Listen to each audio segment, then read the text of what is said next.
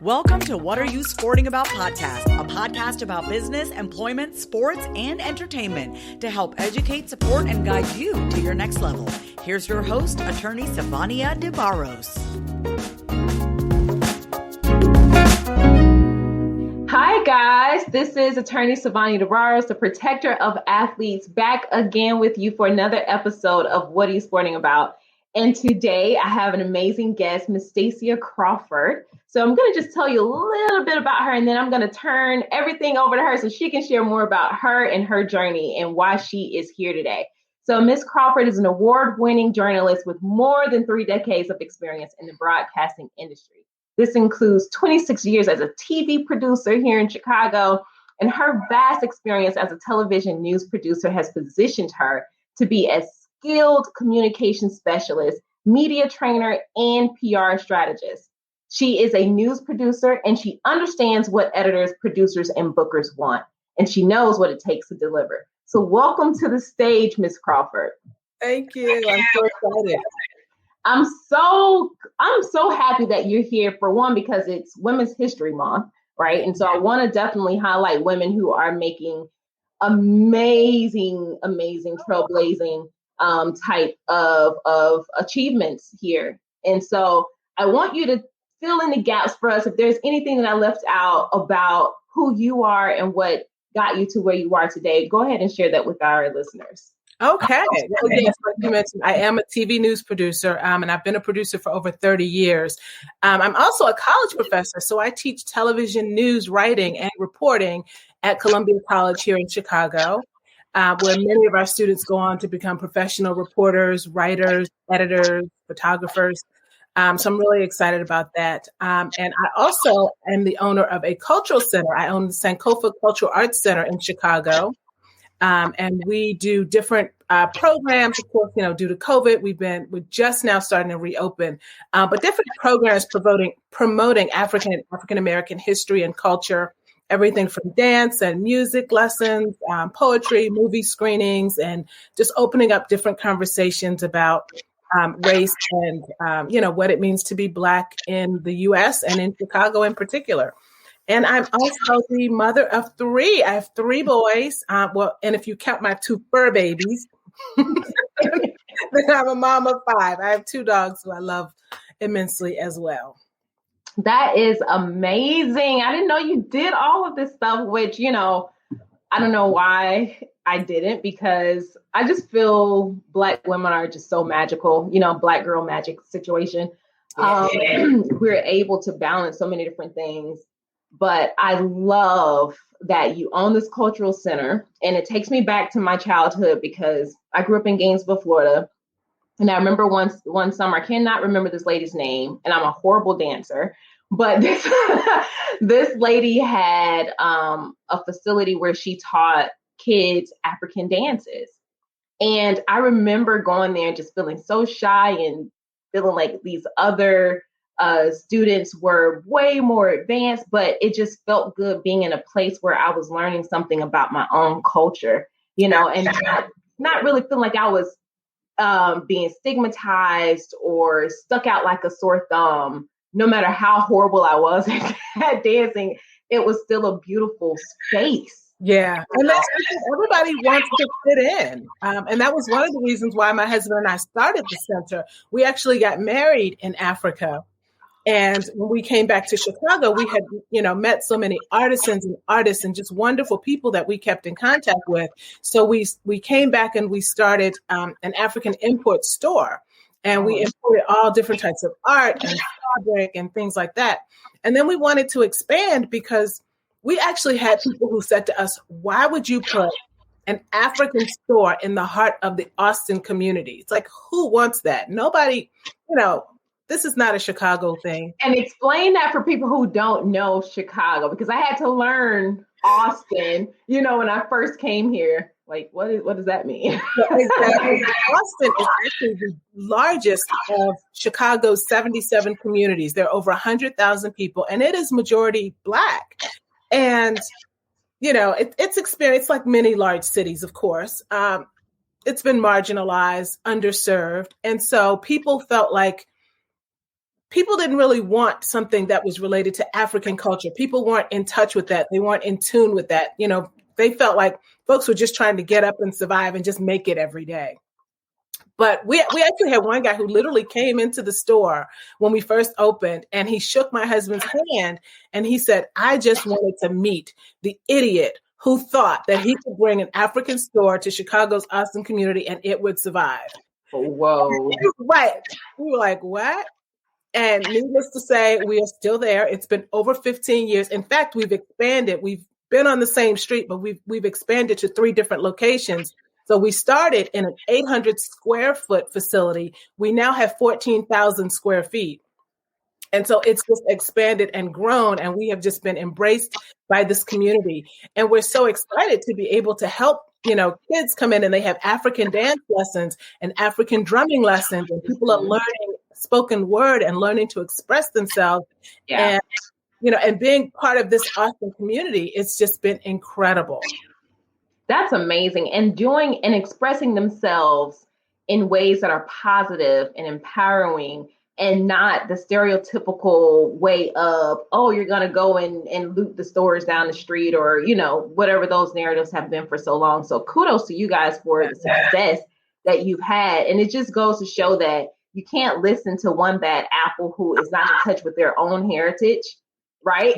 Because you may not know exactly what country from Africa you are from. However, you instinctively do have roots from the motherland. And so for someone who already came and approached you guys with such a pessimistic type attitude, it's ridiculous. Absolutely. And like with any business, you're always going to have people who are going to be expecting you to fail. Yeah. But we knew that this was an idea that was God-given. And, I think that, when you do what God tells you to do, you can't fail. So we knew that going into it, despite what anybody else may have thought. And it's done nothing but blossom and grow over the last 15 years. I love that. And that takes me to my next question, because as you know, the title of this podcast is What Are You Sporting About? And a lot of people, like they do in general, they judge a book by its cover. And so one of my sayings to people is, we're all sporting about something in life. What we speak about is completely different from person to person. It may even be different from season to season, whatever that season looks like in your own individual life. So for you, Ms. Crawford, what are you sporting about? I'm sporting about just uplifting and empowering entrepreneurs, particularly African-American entrepreneurs, because we have been left out for so long. And so, to me, when I think of, what are you sporting about? I always think about sporting analogies, because I'm a sports mom. I have 3 boys, and all of them were very involved in sports, everything from football to wrestling. I had a son who's a track star, and my middle son was actually a competitive gymnast who began, he was rated one of the top in the state. And so it's all about commitment, and it's your passion. You have to be all in. And that's how it goes with business as well. It's a financial commitment. It is a time commitment. It is a physical commitment. And so you have to be all in. So it has to be, where is that true passion and that true commitment? And how are you using that to empower others? Because it can't always be all about you. Have to be, paying it forward and reaching back to bring somebody else up. Yeah, I love that. One of the things I think just instinctively for myself is I feel more empowered when I'm helping someone else. Absolutely. I don't know what it is about that, but it gives me so much energy, and inspiration to just keep moving forward. You said something about being consistent.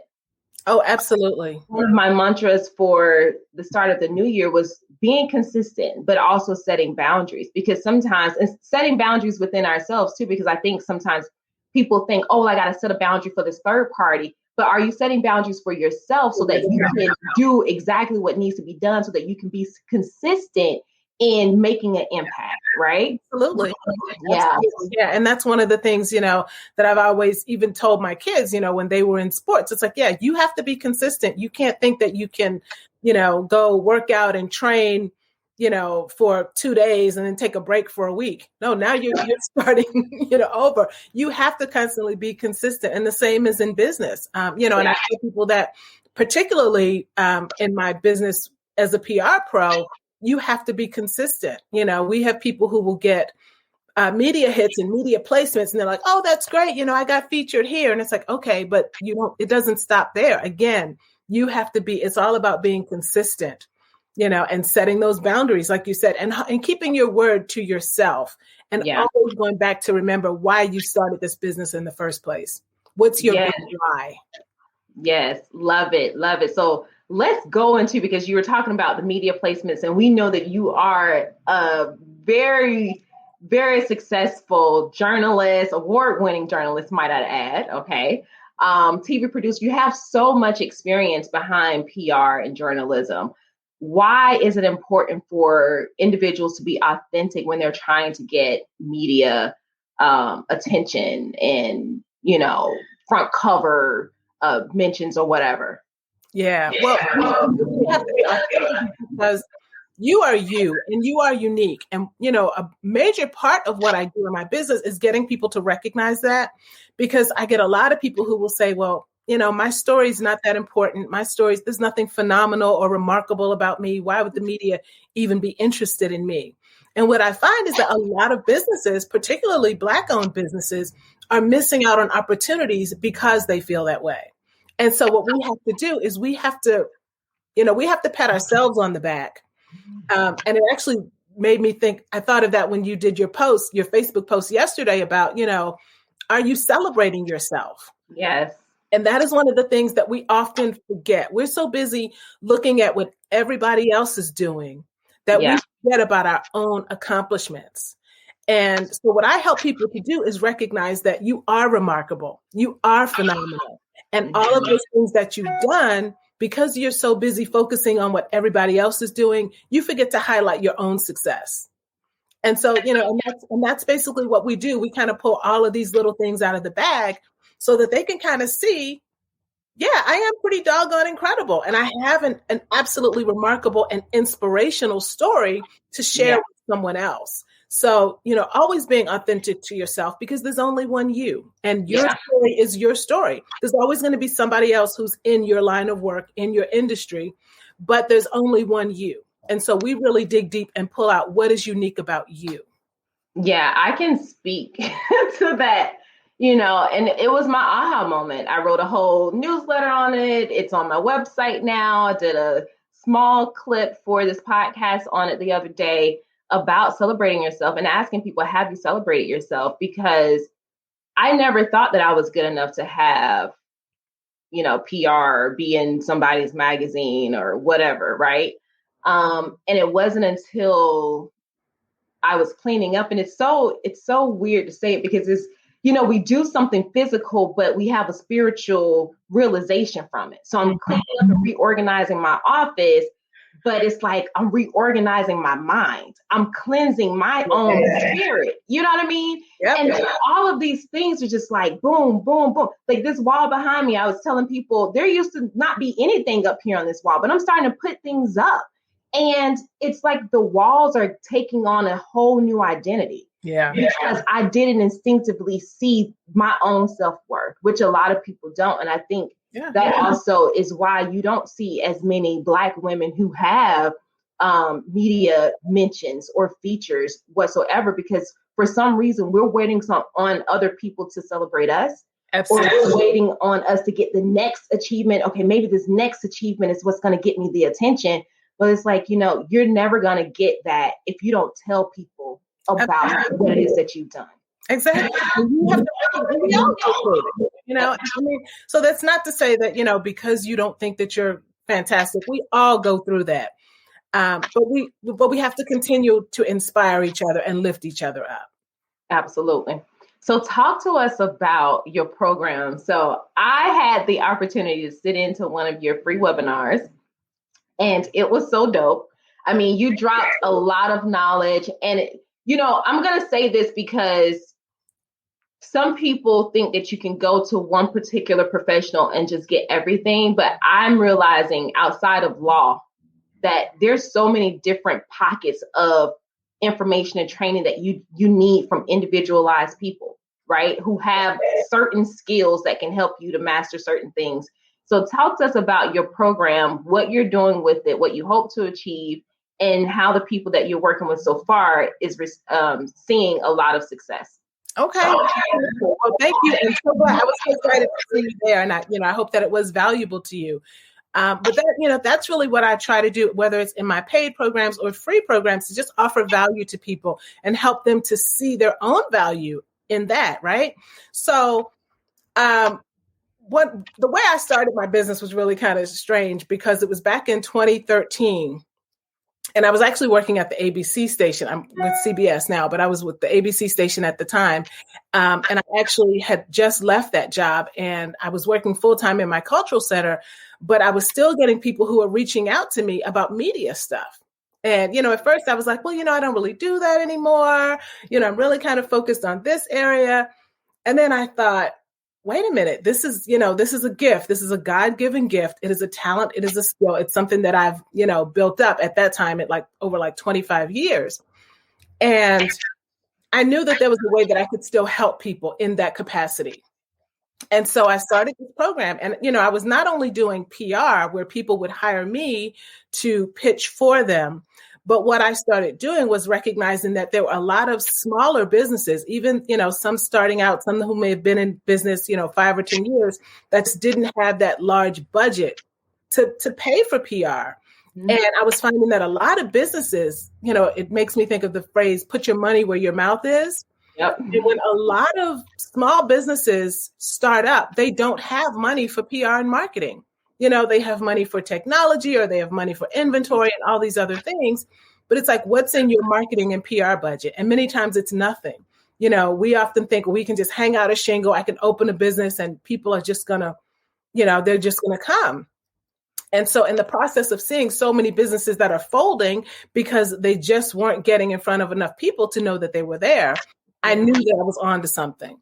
And so what I do in my trainings now is, instead of even asking people, you may not have a large PR budget, but what I do is I basically give them the skill that I've developed over 30 years and teaching them how to be their own PR firm. You can be your own public relations department. And it's just, a unique set of skills. And a lot of that goes back to relationship building. And that is often the first thing that people really neglect. So we do, focusing a lot of that. A lot of it is mindset work, again, recognizing your value. And I also teach storytelling, because a lot of people, when they're pitching, they think, oh, well, that just means me going to the media saying, hey, put me on TV because I have this great business. Yeah. And that is not a pitch. Mm-hmm. You have to approach the media with an interest in serving their audience. Whether it's a podcast, a TV show, radio, it doesn't matter. You have to go and present the value that you offer to that audience. And then that's how you open up those floodgates. Yeah. And, it's definitely a different skill, because I would say, even as a lawyer, a trial lawyer at that, someone who has to tell stories regularly, I am great at telling stories for my clients that will get us a win. But when it comes to writing media pitches, I'm like, I don't even know where to start. It's like, how do I do this? So people have to be cognizant that because you may be phenomenal in one thing that you're trained to do doesn't mean that it will translate well into a different type of industry. Absolutely. Where you want, that media attention. Right. So even when I would get pitches from people, a lot of times what I would have to do is I would call them and I would say, hey, look, I got your pitch. And even if it wasn't a good pitch, but sometimes it would just kind of make a light bulb go off. And I'd go, well, I'm not really keen on the idea that you pitched, but can you do this? Can you, make me think about another story? And they'd be like, yeah, I can do that. I didn't even think about that. So what I do is I kind of train people to think like a producer. So when you know what producers want, we're pitching things that they're happy to get in their inboxes.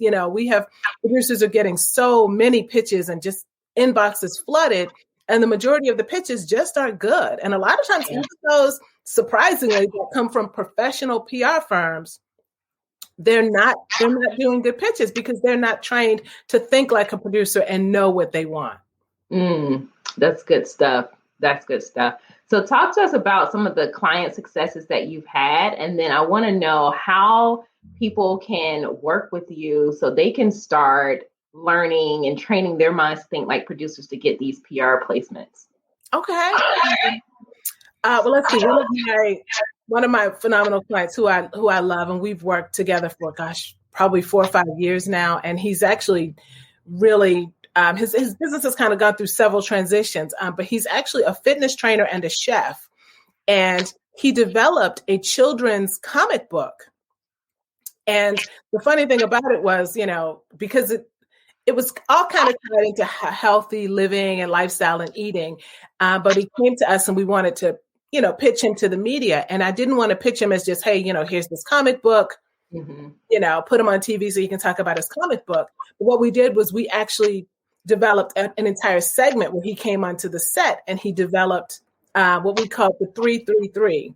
And it was 3 snack ideas using 3 ingredients that kids can make themselves in 3 minutes. So when you have parents, parents are busy now, even working from home, and they don't have time to be making all these snacks for the kids. Kids can do it themselves. And it was a great segment. He ended up being booked. I think he got booked on like 3 TV segments that first week that we pitched. And of course, he got to talk about his comic book. So we saw, sales of the comic book go up. But again, as I tell everybody, you still have to be consistent. So you can't just take that one media hit and now think, oh, I'm a great success. My books are going to fly off the shelves, or I'm going to be, have speaking engagements lined up. You have to be consistent with it. Right. Let me ask you this. So, so you get the media placement, right? And one thing that's always pushed, even in law, is call of action, right? Call of the question or whatever. Call of action. So you always want to have something there that you want other people to do. Are your clients, are they understanding how to position those call of actions in their media pitches? But outside of that, once you get the placement, what is your call of action so that people come back to you consistently outside of that media placement to either buy your products or your services? Exactly. Yeah, definitely. I mean, because that's the major part of it. It's like, you can go on TV, but you don't go on TV just for the sake of going on TV. We're going on it because we want to monetize it and we want to leverage it. So your call to action is going to be very important.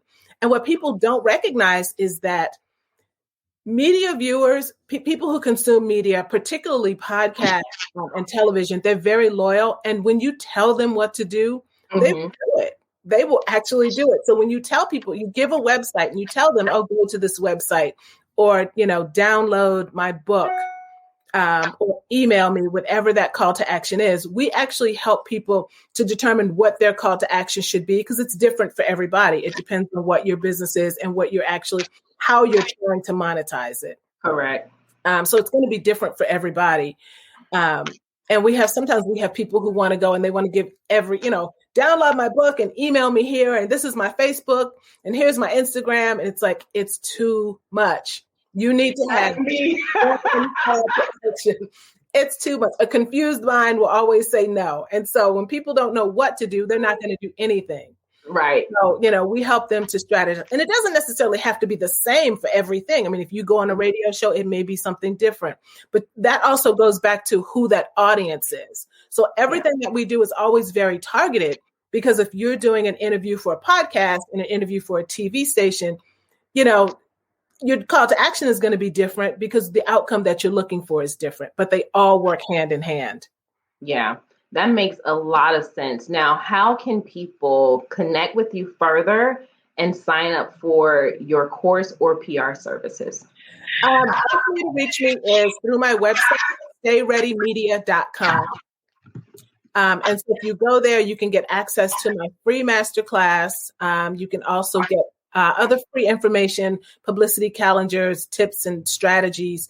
And if you're interested in even booking a call with me, and we can talk about how we can help you to increase your visibility and monetize your message, we would love that.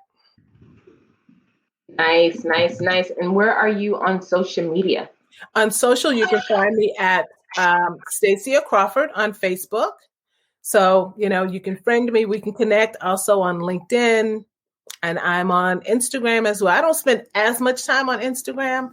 Majority of my time is spent on Facebook. All right. Well, Ms. Crawford, I am so happy that you came to grace my stage today and drop some more nuggets. I will definitely be following up with you. I truly, this isn't just for the camera or the audio. I really, really did enjoy the webinar that you had the other day. And that was something that really highlighted for me, because I have a speaking coach. But I realized, I said, oh my gosh, I need another coach. This is getting out of control. So that was something that I will be following up on. And I hope that other people, especially the audience that we have here with What Are You Sporting About podcast, a lot of them have their own businesses or trying to find what they want to do and what they're great at. But we know that marketing is also a very important tool so that people know about you. So absolutely. To help. So book a call. We can kind of see how we can help you to implement that strategy. Because, we get a lot of people who come to the webinars and come to the events, but if you're not implementing, you have to put that knowledge into action. You can get all the knowledge in the world. Absolutely. But we want you to put it to work so that you can stop being the best kept secret. Yes. Get out there. The world needs you. You are the answer to someone's prayers, I always say. And, but they have to be able to find you. Absolutely. I totally agree. Well, guys, this is Savani DeBarros, Protective Athletes, again on another episode with Miss Stacia Crawford. Listen, do not forget to go and purchase my book, What Are You Sporting About? You can get it at www.prosportlawyer.com/bestselling-book. Get it so that you can be inspired, educated, and motivated to your next level. Until next time, we'll check you later. Ciao. Thanks for joining us this week on What Are You Sporting About podcast. Make sure to visit our website, prosportlawyer.com, where you can subscribe to the show in iTunes, Stitcher, or whatever your favorite platform is, so you'll never miss a show. And while you're at it, if you found value in the show, we'd appreciate a rating on iTunes or iHeartRadio. Or if you'd simply tell a friend about the show, that would help us out too. If you like the show, you might want to check out our book, What Are You Sporting About? Attorney Savania DeBarros is available for private consulting at sldebarros.com. And remember, we're here to educate, support, and guide you in your journey to success, because we're all sporting about something.